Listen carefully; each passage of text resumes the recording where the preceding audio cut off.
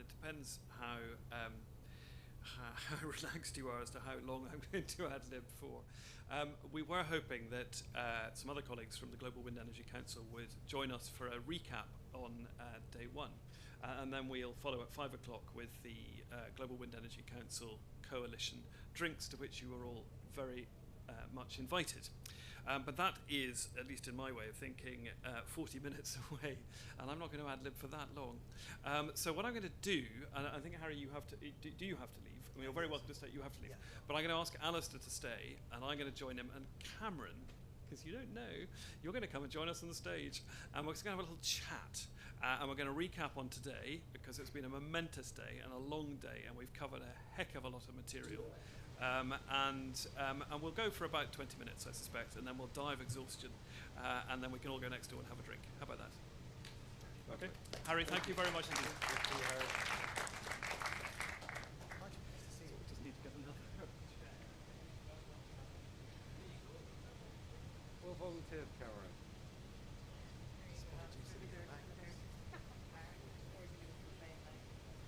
It's fine.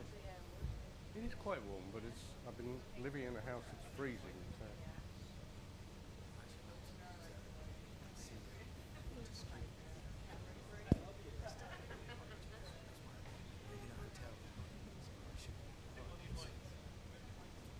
Sorry, just trying to give a bit of space.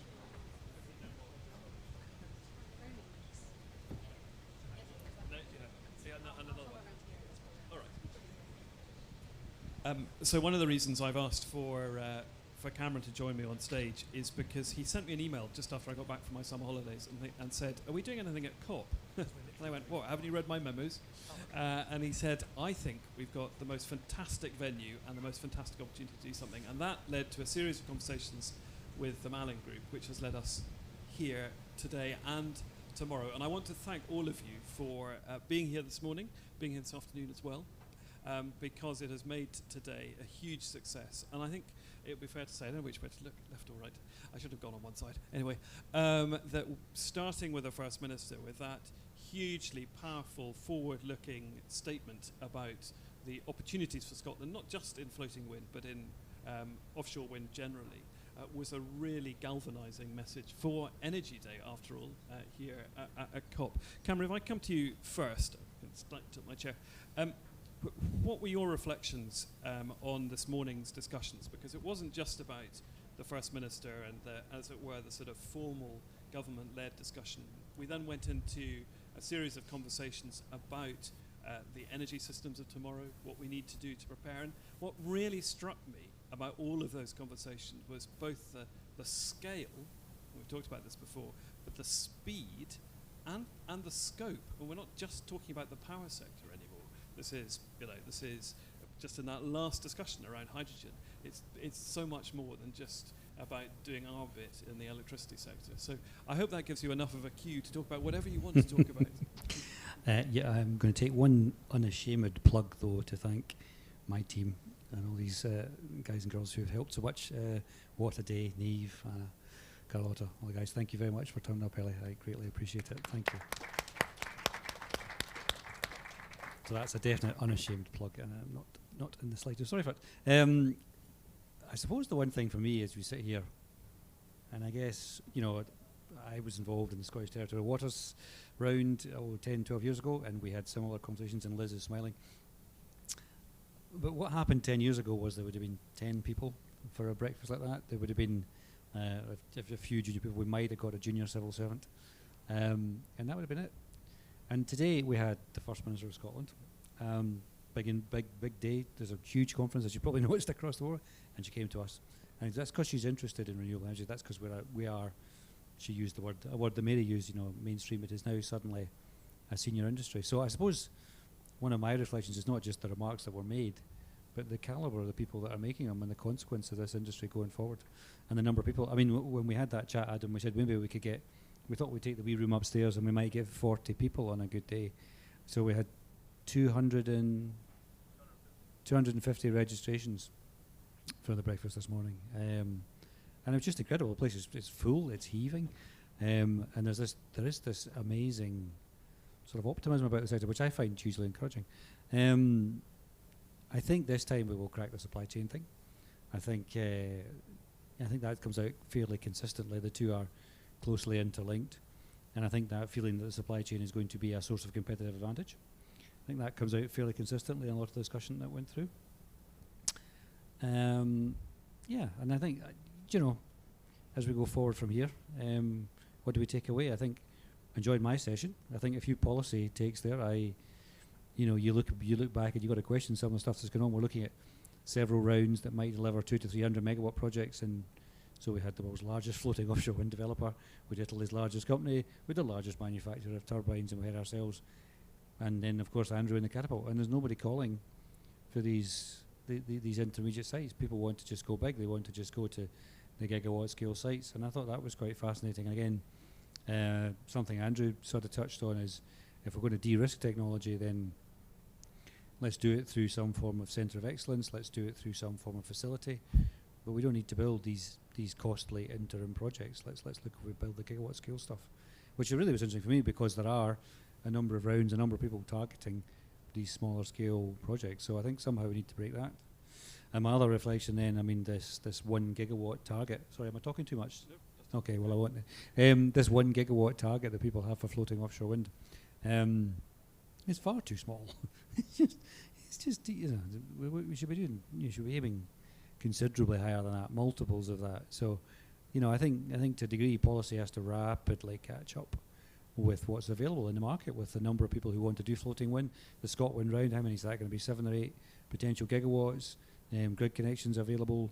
Why on earth are we saying there's only 1 gigawatt target for the safety direction? So, that's my key recollections, is that I think, in terms of policy connection, the industry has actually overtaken the policy landscape, and we're very interested to see what catches up.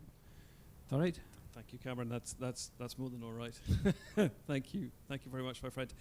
What struck me this morning, and I was trying to stay 95% focused on the conversations, but 5% of me was watching my social media feed as to what was going on in that other tent over the way, because today, Energy Day, a whole series of commitments from countries to end coal. And just the conception that those countries, Indonesia, Vietnam, and a whole host of others, would have even conceded that coal was no longer part of their energy mix even 6 months ago or 18 months ago.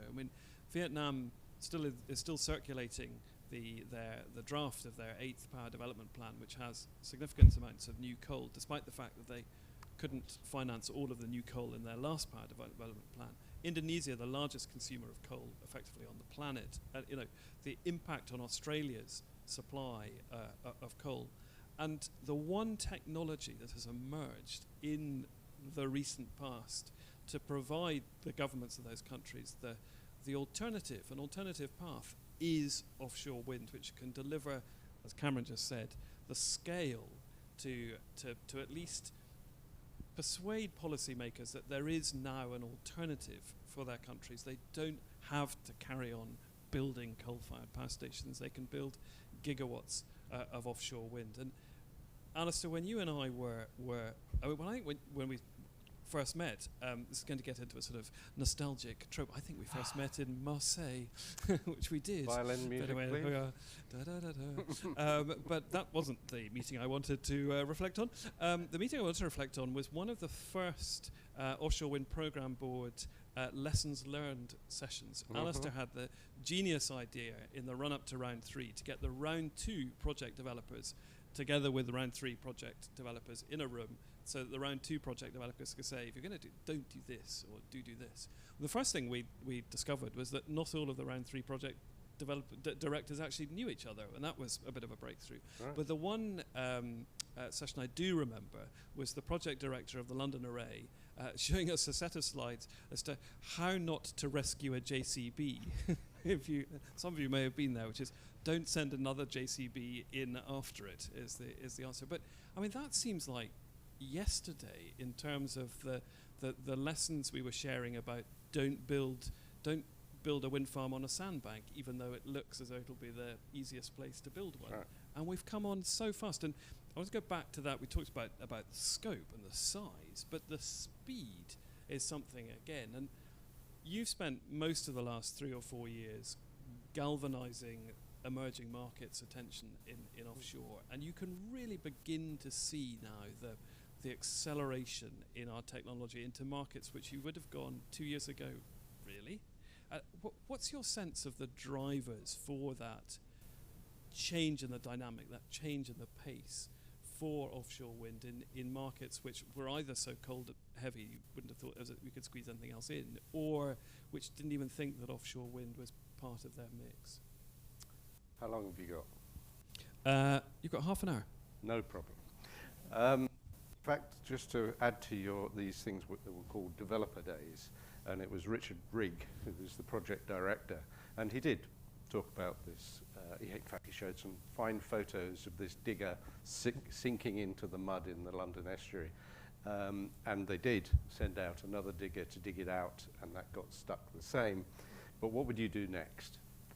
They sent a third digger out, and that one didn't even make it to where the other two were. And the problem was that the contract quilt, i.e. how you set up all the different contracts, the person whose digger that needed to get out only had diggers. So they eventually managed to arrange for a jack-up barge to go out and pull them all out. But as you're right, in shallow waters you can't take a jack-up barge all the time, which is why now people don't try and build on sandbanks or changing water depths. What was the question asked?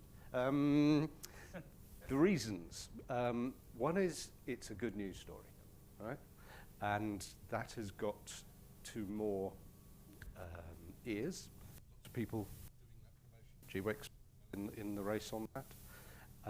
There's a belief in the sector, and the money that's coming in, flooding in, it's now fighting for space. I mean, the cost of capital is so low. You couldn't have dreamt it 5 years ago, let alone 10 years ago. And that we're learning how to adapt it to different markets. So just taking the UK solution or the Danish solution and plonking it in other countries, we've learned doesn't work. In fact, I think one of my favorite events was in China.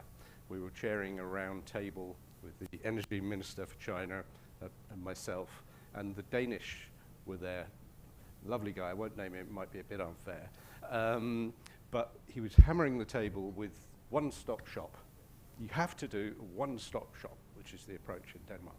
And the Chinese minister, after a while, got a little tired of this, and he turned to him and said, "So, how many people are there in Denmark?" And this individual said, "About 5 million. In China, we would call that a village." Whereupon he stopped, because a one-stop shop concept in something as big as China is just not credible. So, but the governments are taking these lessons learned and adapting them, which is just beautiful to see. And the economic benefit that we mentioned in the last session is a real uptick for these governments. So with the experience and adapting it, we're going to be able to do this much, much faster than before. And the next is that we need this regional effect. So Europe, UK wasn't big enough to build the market. It needed Germany, Netherlands, Denmark and Belgium. And that creates the supply, well, it creates the volume that the supply chain can answer to. And that's what we are trying to do in Asia. Bit more difficult because the countries have tensions, we'll be polite. But the market, I think, will still find a way to work within that. That's very interesting, if I could pick you up on that, because although we may occasionally lament the lack of a proper European energy market, and we'll have a session tomorrow on supergrids and interconnection, at least there's a framework, and there was the European directive that kicked it all off, 20 by 20 by 20, and that was the framework that impelled the member states towards offshore wind, those which had a coastline. But in there is ASEAN, but it doesn't have anything like the structure. No. It's not it's not the European Union. So how do we persuade Vietnam, Indonesia, the Philippines, Brunei, to cooperate, to collaborate in the greater interest of rather than going, no, it's if you're going to come into our market, you've got to build all your stuff here. We don't want Vietnamese towers. We don't want you to do the back office work in the Philippines. Whatever it may be. How do we encourage that degree of cooperation and collaboration that we've had in the North Sea? So I don't think we're going to get there through collaborative regulations and such. So it's got to be market dynamics. And that's why I'm so pleased to see Japan come in.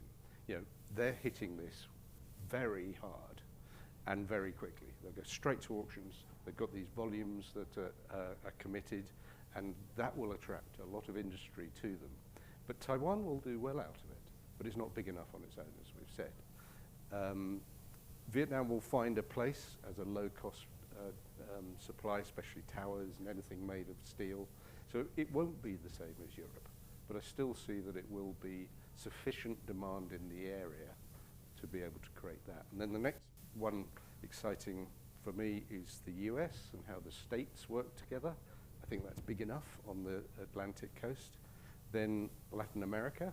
If Brazil gets it, then the others will. But they're the secret to the region at the moment.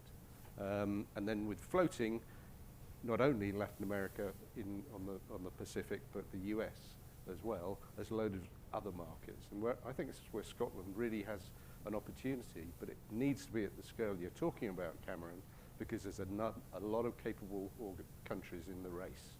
Well, actually, Alistair, you teed me up nicely, because I was thinking, Cam, when you and I were discussing the concept of having this concept, and it's actually on the lectern, and it's Scotland and the world. And I think what we wanted to do, given the venue we were in, was to reflect, as I tried to, and I certainly didn't mean this flippantly this morning, but as I tried to reflect in my opening remarks this morning, I mean, here was the centre of this extraordinary 19th century engineering, global engineering phenomenon that was Clyde built. How do we recapture some of what we can see is going to be the most enormous global market? I mean, to go back to the other statistic that Mary wielded this morning, you know, whether it's the IEA or IRENA, by 2050, half the world's energy will be provided by electricity, and then from the panel we just had, 15 to 20% will come from hydrogen, which requires, you know, yet more electricity to generate it. So how does Scotland grab the value add that is associated with that, and it may not recreate it on the Clyde, but at least capture that for the country in terms of economic benefit? Well, yeah. The first, yeah. I think we could open the bar early, can't we? I think we're in the position. Anybody think 5 minutes? 5 minutes. I'll speak for 5 minutes, and then we'll open the bar. How's that? Deal? Deal. Very good. Thank you. Yeah. First Minister came out with a good statistic, which is that 1 in 5 ships were built on this river 100 years ago. 1 in 5 of every ship in the world was built on this river within about 20 kilometres of here, which is a remarkable statistic. I used to work in shipbuilding, as did Chris, with whom I came up with this concept. We both worked in Yarrows, and we built some of the finest ships in the world on this river, still do. I think the big challenge, though, is how do you turn that into the modern world? And, you know, a lot of the skills have gone, a lot of the people have gone, but the facilities are still here, the will is still here, and suddenly the market is still here, and that's the key thing. I mean, it's just remarkable what we could do. It really is incredible. It's sitting there in front of us, and we just need to take the core steps. And what are those core steps? Well, the first is to get people to collaborate on some form of cluster, like GWEC suggested. You need some form of, need to pick winners, I suppose. You need to decide where we're going to start. You need to fund it. You need the developers and the tier 1 suppliers to come together with government and pick winners and put in place the port infrastructure, put in place the key facilities. It can happen. There's not that, you know, the barriers we talked about 10 years ago. There's not enough scale, there's not enough developers, there's not enough money, the projects are too expensive. They've all gone, really. I mean, those have all dropped. It's just a matter of people collaborating. So my personal view, let's get Scotland's results out, and let's get people together, and let's get senior people in the room and make the investments, because we definitely could build huge amounts of this stuff in Scotland, and we could do it quite quickly. Can I jump in? Absolutely. And pick it off, just to save you the time. One of the things I would like to see, so as a sector, we've had to focus on cost of energy, and we've focused on the next thing, but we're now a decent size as a sector, and we need to deal with some of the, I'll call them externalities, like a big boy should. And the one that I think Scotland could make a huge difference is the just transition. You know, an amazing pool of talent, especially from oil and gas, but others as well. And if we're not careful, we'll just leave it to the supply chain to do it on its own. I think it needs some organisation to really pick that up and produce an available, skilled workforce that makes it compelling, because it's people that build businesses. I think that's so true, and lessons that we can share, but also opportunities for us to encompass additional markets. And you talked about lessons learned and the program we ran with the round 2 developers. South Africa, I know, obviously there is a potential offshore opportunity, but they're getting, there's a lot of onshore there, and yet, the energy minister, who's interestingly not at COP, he's desperately concerned about the transition from in a country where 85% of their electricity is generated by coal, and you can't, although Eskom does try on a daily basis, switch to all off, but you can't switch overnight. Our sector will build as much as it can, as fast as it can, but there has to be a mechanism to transition that economy that has been so embedded in coal for so long. And it's, and there's huge opportunities, not just for people in this room, but for people who've grown up in the new industries here in Scotland, to take all of that learning and share it with markets that are just embarking now on that transition. Ladies and gentlemen, you've been hugely patient, particularly for those of you who've been here since. Well, I was going to say there'll be people here who arrived in the dark, and it's now dark again. Welcome to Scotland in November.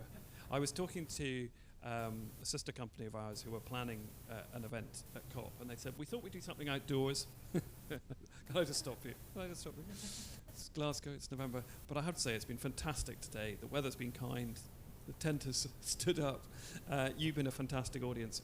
I know we're still running tomorrow, so I'm going to reserve my thanks, but I really, really want to thank Chris Dunn and the team at Malin. They've gone out of their way to make us welcome, to have all the facilities running. They had the Lord Mayor of London was in here last night, and before that, Aker Horizons were in, and they've been running, 2 events upstairs in there as well. So it's been absolutely fantastic. So if I could ask you, please, to thank the Malin Group for hosting us, for their hospitality today, and we'll see you back. Now I'm looking for my colleague Neve, who I can't see. Neve, what time do we start tomorrow? 9:10. 9:10. Thank you, Neve. So if you could be here, not as early as you had to be here this morning, but if you could be here in good time to get through security. We're going to open the bar now. We may be joined by GWEC. If not, there'll just be lots more for the rest of us. Thank you. You've been a fantastic audience, and we'll see you back at 10 to 9 or thereabouts tomorrow. But please, if you could thank the Malin Group, that would be fantastic. Thank you so much. Thank you, Malin Group.